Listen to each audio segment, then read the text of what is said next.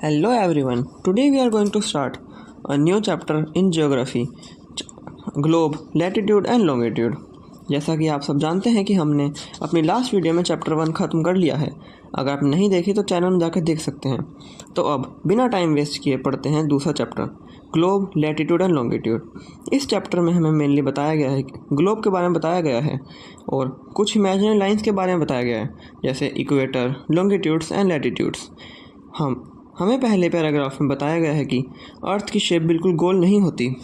It is slightly flattened at the north and south. यह ऊपर से थोड़ी दबी हुई और साइड से थोड़ी फूली हुई है। इसमें और क्या बताया गया है कि ग्लोब एक मॉडल होता है जो कि बिल्कुल अर्थ के जैसा होता है। नेक्स्ट पैराग्राफ में हमें बताया गया है कि ग्लोब किसी भी साइज़ में हो सकता है। कुछ बहुत बड़े होते हैं और जिसको इधर उधर ले जा पाना बहुत मुश्किल होता है, जबकि कुछ इतने छोटे होते हैं कि हम उन्हें पॉकेट में भी कैरी कर सकते हैं।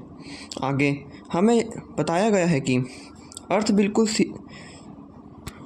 सीधी नहीं है, यह थोड़ी सी टिल्टेड है।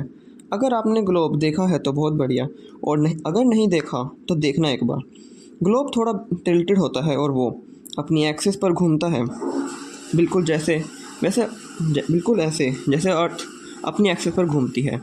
जैसे मैंने आपको पहले बताया था कि ग्लोब पर कुछ इमेजिनरी लाइंस होती हैं, उसमें से एक है इक्वेटर। इक्वेटर ग्लोब को दो बराबर हिस्सों में डिवाइड करता है।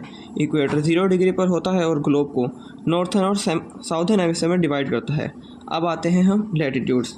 जैसे इक्वेटर 0 डिग्री पर ईस्ट और west globe, east to west globe पर होती है, वैसे लैटिट्यूड भी ग्लोब पर होती है, पर अलग डिग्री पर होते हैं। जो लैटिट्यूड नॉर्थर्न हेमिस्फीयर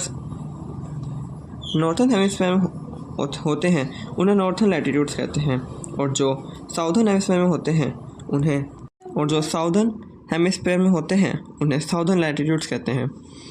हम नॉर्मली नॉर्थ को एन और साउथ को एस से इंडिकेट करते हैं, जैसे 20 डिग्री एन लैटिट्यूड। इसमें एन नॉर्थ को इंडिकेट करता है। सभी लैटिट्यूड में बिल्कुल कुछ इम्पोर्टेंट भी होते हैं।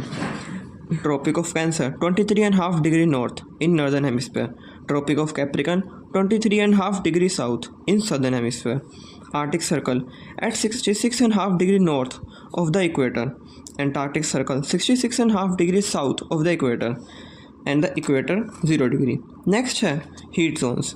यह बेसिकली कुछ ऐसे जोन्स हैं जिस पर सूरज की किरणों या सनलाइट गिरती है, जैसे टोरिड जोन जो कि 23.5 डिग्री नॉर्थ से शुरू होकर 23.5 डिग्री तक फैला हुआ है। इस पर सूरज की किरणें सबसे ज़्यादा आती हैं। फिर है टेम्परेट जोन। यह वो जोन है जिस पर मॉडरेट सनलाइट गिरती है। यह 66.5 डिग्री से 23.5 डिग्री तक नॉर्दर्न हेमिस्फीयर में और 23 डिग्री साउथ से 66 डिग्री साउथ तक सदर्न हेमिस्फीयर में प्रेजेंट होता है। अब आता है फ्रिजिड जोन। यह बहुत ज़्यादा ठंडे होते हैं क्योंकि वहाँ पर सूरज की किरणें सबसे कम पहुँचती हैं और 66 डिग्री नॉर्थ से ऊपर और 66 degree and half degree south से नीचे पाए जाते हैं। अब यह सवाल उठता है कि सूरज की किरणें तो पूरी अर्थ पर बराबर पहुंचती हैं, पर उसके बाद भी यह जोन इतना अलग क्यों है?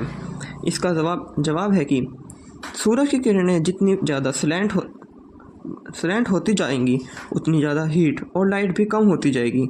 हमारा नेक्स्ट टॉपिक है लॉन्गिट्यूड्स।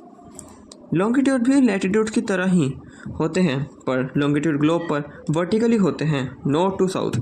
जैसे इक्वेटर होता है वैसे ही प्राइम मेरिडियन होता है, पर इक्वेटर ग्लोब को नॉर्दर्न हेमिस्फीयर और साउदर्न हेमिस्फीयर में डिवाइड करता है, वैसे ही प्राइम मेरिडियन ग्लोब को ईस्टवर्ड्स एंड वेस्टवर्ड्स में डिवाइड करती है।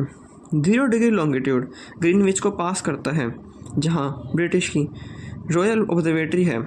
नेक्स्ट टॉपिक में हम लॉन्गिट्यूड की ज़रूरत क्यों है। हमें लॉन्गिट्यूड की ज़रूरत होती है टाइम देखने और किसी भी जगह के कोऑर्डिनेट्स जानने के लिए। कोऑर्डिनेट्स में मेरा मतलब है कि हम लैटिट्यूड और लॉन्गिट्यूड की मदद से जगह का पता लगा सकते हैं कि वो जगह अर्थ पर कहाँ है एक ग्रिड बनाकर, जैसे कि बुक में दिया गया है। अब हम टाइम कैसे देख सकते हैं? इसको कैलकुलेट करने का सिंपल सा तरीका है।